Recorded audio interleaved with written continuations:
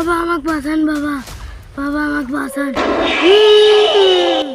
ক বাচ্চু ক, তোর কি হচ্ছে?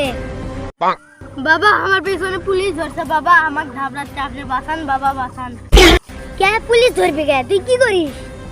বাবা আমি বেশি কিছু তো আর করি না, আমি খালি ব্যবসা করি বাবা। কে ব্যবসা করলে পুলিশ ধরবে কে? তুই কিসের ব্যবসা করিস?